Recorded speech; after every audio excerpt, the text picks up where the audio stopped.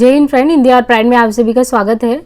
Friends, यहाँ पे TGT PGT Hindi practice set के तहत आज जो टॉपिक चल रहा है वो रस संबंधी टॉपिक है। इसके प्रीवियस के वीडियो में हमने करीबन 50 क्वेश्चन किए हैं और उसी कड़ी में देखिए आप सभी का स्वागत है।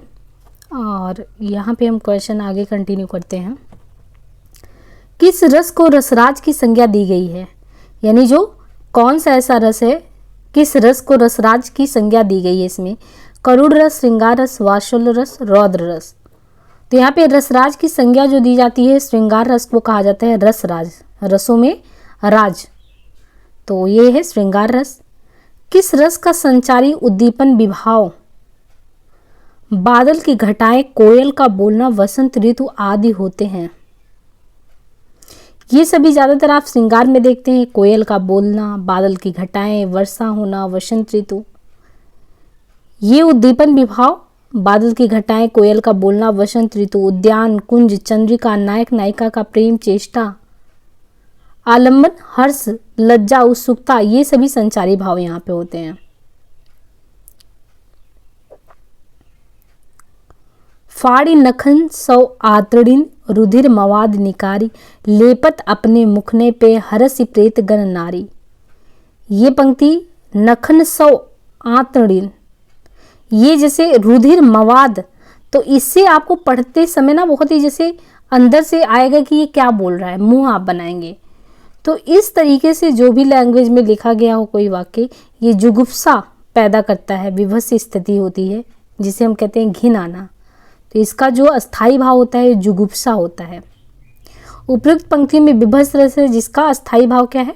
विभत्स रस का जुगुप्सा या घृणा होता है। तो आप घृणा करते हैं, जहाँ किसी वस्तु, व्यक्ति, स्थान या दृश्य को देखकर घृणा, जुगुप्सा का भाव मन में उत्पन्न हो, वहां पे विभत्स रस होता है। बिंद के वासी उदासी, तपोव्रत धारी, महाबिनु नारी दुखारे। उपयुक्त पंक्ति में कौन सा रस है? तो बिंद के वासी उदासी, तपोव्रत धारी, महाबिनु नारी दुखारे। उपयुक्त पंक्ति में कौन सा रस है? तो इसमें हास्य रस है।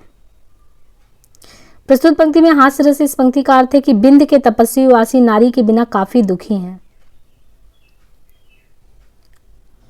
आधा पात बबुल का, तामे तनिक पिसाना, लाला जी करने लगे छठे क्षमा से दान। आधा पात बबुल का है, तामे तनिक पिसान है, लाला जी करने लगे छठे क्षमा से दान। इस दोहे में कौन सा रस है? श्रृंगार, करुण, हास्य, वीर। तो इसमें हास्य रस है। दोहे में आपको पढ़ते वक्त लगेगा कि किन विचित्र स्थितियों के बारे में जो है वर्णन किया जा रहा है और हंसी भी आएगी। तो स्थायी भाव इसका हास्य होता है। जो तुम्हार अनुशासन पावो, कंदुक यु ब्रह्मांड उठावो, कांचो घट डारो फोरी, रोको मेरु मुलक जुमितोरी। उपयुक्त पंक्तियों में कौन सा रस विद्यमान है? जो तुम्हार अनुशासन पावो, कंदुक यु ब्रह्मांड उठावे, यानी कोई आपका आदेश पाए तो ये ब्रह्मांड उठा दे।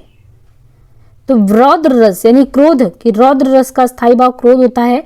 अपना शत्रु, दुष्ट व्यक्ति, समाजद्रोही, खलनायक आदि इसमें आलंबन विभाव होते हैं तथा उनके कार्य, चेष्टाएं, उद्दीपन, आंखें लाल होना, दांत पीसना, ओठ काटना, अस्त्र शस्त्र उठाना आदि इस रस में अनुभव होते हैं। प्रस्तुत पंक्ति में लक्ष्मण के क्रोध के भाव को प्रकट किया गया तथा यहाँ पे रौद्र रस है।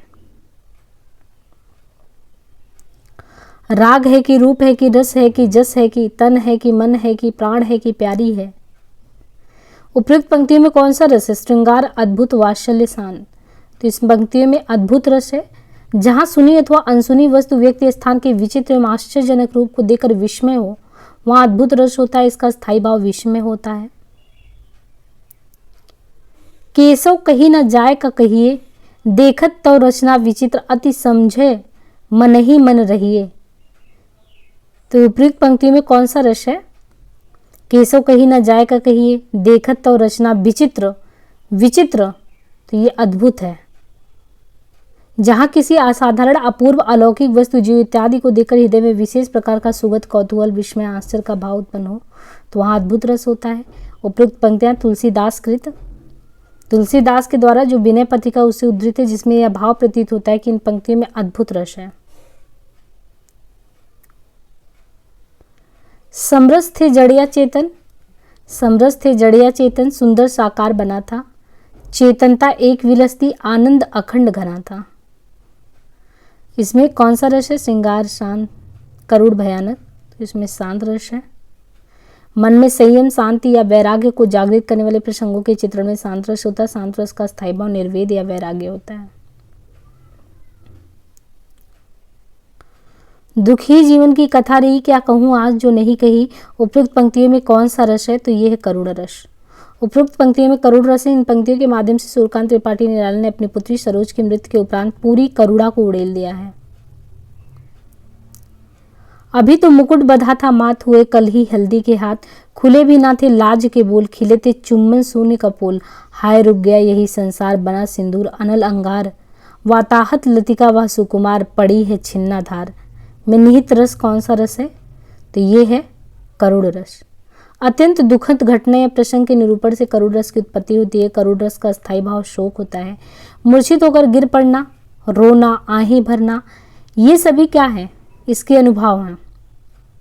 कवि सुमित्रानंद पंत की पंक्तियों में सुखमय संसार के अचानक नष्ट हो जाने से जन्मी गहरी निराशा व्यक्त हुई है। इन पंक्तियों में नववधू का प्रीतम विवाह के बाद पहले ही दिन काल कौलित हो जाता है। यह नववधू आश्रय दिवंगत पति विषय नायिका के दुख में मौन रह जाना अनुभव है। विषाद, चिंता, लज्जा आदि संचारी भाव उनके सहयोग से यहाँ करुण रस व्यक्त हुआ है।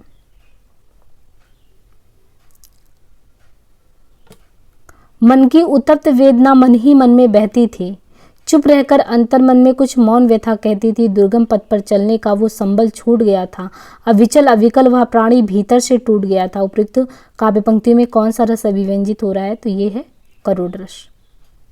प्रस्तुत काव्य पंक्तियों में दुखद घटना का प्रसंग आता है, यहाँ पे करुण रस व्याप्त है। निम्न पंक्तियों में किस रस का निरूपण हुआ है? एक और अजगर ही लखई, एक और मृगराय, बिकल बटोही बीच ही परियो मूर्छा खाए। तो ये भयानक रस है। भानुदत्त ने रस तरंगड़ी में भयानक रस के दो भेद किए हैं, स्वनिष्ठ और परनिष्ठ। स्वनिष्ठ भयानक रस वहाँ होता है जहाँ भय का आलम्बन स्वयं आश्रय में रहता है, और परनिष्ठ भयानक रस वहाँ होता है जहाँ भय का आलम्बन आश्रय में वर्तमान न होकर उससे बाहर पृथक होता है, अर्थात आश्रय स्वयं अपने किए अपराध से ही डरता है। प्रस्तुत पंक्ति में अजगर और सिंह आलम्बन इन दोनों जीवों को भयानक आकृति तथा चेष्टाएं उद्दीपन है। श्वेद, कंप, रोमांच आदि संचारी भाव और मूर्छा आदि अनुभव है।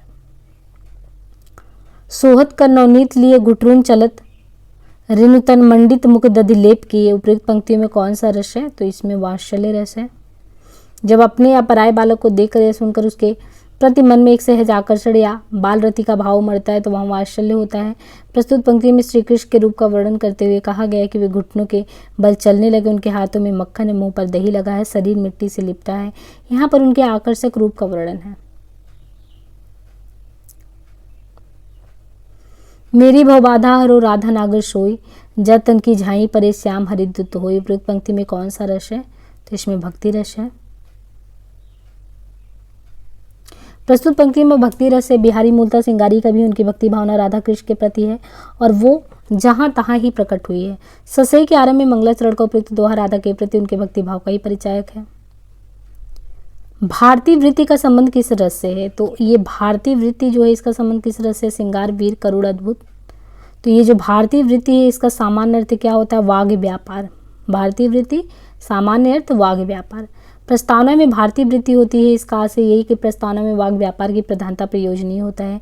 भरत मुनि ने वृत्तियों को काव्य माताएं की संज्ञा दी है। विश्वनाथ ने भी इसका समर्थन किया। ये वृत्तियाँ 4 प्रकार की होती हैं। वो जो 4 प्रकार की वृत्तियाँ होती है कौन सी हैं? तो सात्वती, भारती, कैसकी और आर्यभट्टी। ये 4 वृत्तियाँ हैं, सात्वती, भारती, कैसकी और आर्यभट्टी। कैसकी वृत्ति वह बड़ी मनोहर वृत्ति है। इसका संबंध श्रृंगार और हास्य से, इसकी उत्पत्ति सामवेद से मानी गई है। कैसकी वृत्ति का सामवेद से माना गया है। जो सात्वती वृत्ति है इस वृत्ति का संबंध शौर्य, दान, दया, दाक्षिण्य से। इसमें वीरोचित कार्य है। इसका संबंध वीर रस और इसमें थोड़ा रौद्र और अद्भुत का भी समावेश है। आर्यभट्टी वृत्ति जो है, आर्यभट्टी अथर्व से। सात्वती जो है ये कहाँ से है? सात्वती जो है संबंध वीर रस और थोड़ा रौद्र और अद्भुत का समावेश होता है उसमें। और जो आर्यभट्टी अथर्व से, और आर्यभट्टी वृत्ति में माया है, इंद्रजाल है, संग्राम है, क्रोध है, संघर्ष है, आघात, प्रतिघात और बंधन आदि से युक्त यह वृत्ति रौद्र रस के वर्णन में काम आती है। रौद्र रस को आर्यभट्टी वृत्ति। सात्वती तो लगता भी है सात्वत यानी शौर्य है, दान है, दया है, दाक्षिण्य है। और जो भारतीय वृत्ति, इसमें स्त्रियां वर्जित रहती हैं, इसका संबंध पुरुष नटों या भरतों से है। तो ये भारतीय वृत्ति में स्त्रियां वर्जित हैं, इनका संबंध पुरुष नट या भरतों से है, इसलिए भी यह भारतीय कहलाती हैं, इसका संबंध शब्दों से है। साहित्य दर्पणकार का मत है कि सब रसों में भारतीय वृत्ति काम आती है। भरत मुनि ने उसका संबंध करुण और अद्भुत से बतलाया है। इनके विषय में भारतेंदु जी लिखते हैं कि यह केवल विभस में ही काम आती है। भारतीय वृत्ति का संबंध नाटक के आरंभिक कृत्यों से भी रहता है। भरत मुनि ने इस वृत्ति की उत्पत्ति ऋग्वेद से बतलाई है। वृत्तियों का रसों से संबंध बतलाने वाले श्लोक इस प्रकार हैं। श्रृंगारे कैसकी बीरे सात्व त्वारा भट्टी पुनः रसे रौद्रे चा विभस से वृत्ति सर्वत्र भारती। तो यहाँ पे जो है ये रस संबंधी जो क्वेश्चन है वो समाप्त होता है। बाकी जो है नेक्स्ट वीडियो में हम मिलेंगे। जो टॉपिक रहेगा नेक्स्ट वीडियो में वो छंद संबंधी टॉपिक रहेगा, तो हम छंद से कंटिन्यू करेंगे। और इसको यहीं समाप्त करते हैं। चैनल को अपना सपोर्ट बराबर बनाए रखें और आज के लिए इतना ही। धन्यवाद।